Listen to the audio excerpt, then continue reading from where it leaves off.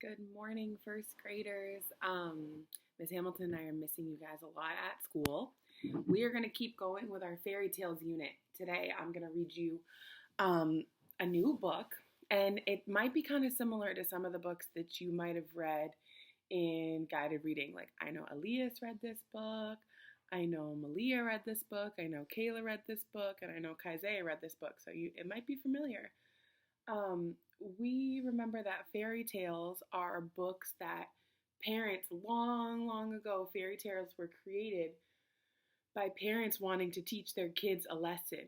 They wanted to teach them something that they should always or never do.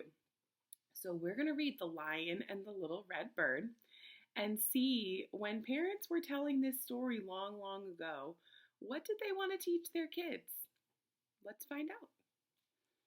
This is The Lion and the Little Red Bird, story and pictures by Elisa Clevin.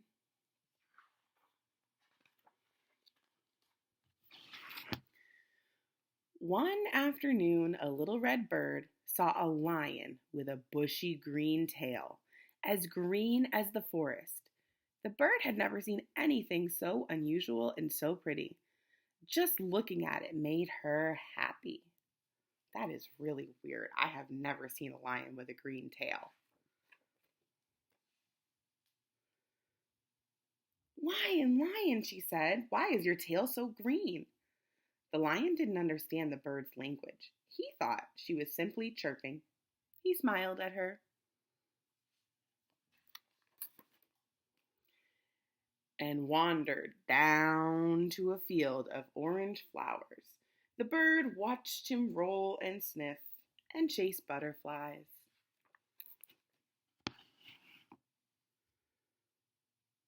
Then slowly walk west with the setting sun and disappear into a cave. The bird waited on a nearby tree. She wanted to see the lion's green tail again, but the lion did not come out of the cave. So the bird made herself a soft nest and slept through the starry night.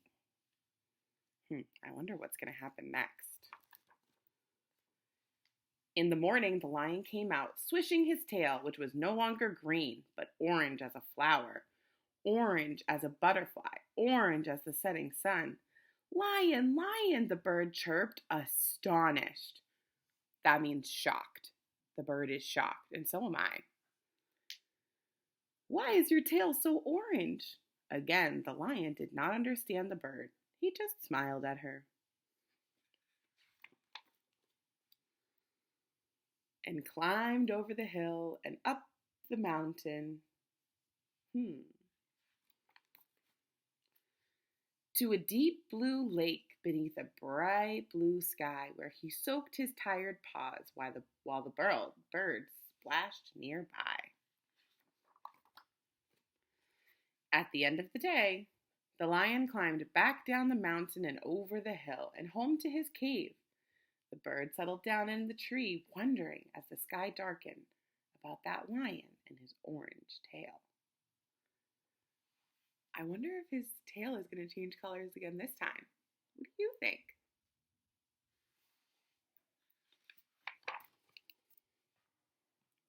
But in the morning, the lion's tail was no longer orange.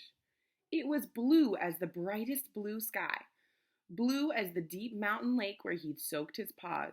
Lion, lion, chirped the bird, enchanted. How did your tail change from orange to blue? Are you a magician? The lion just smiled. This is unbelievable. How is this happening? And ambled over to a bush full of shiny red berries. They were beautiful berries, but very sour. Lion, the bird chirped, making a face.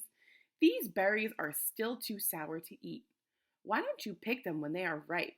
The lion just smiled, thinking how much he liked the bird's chirping company.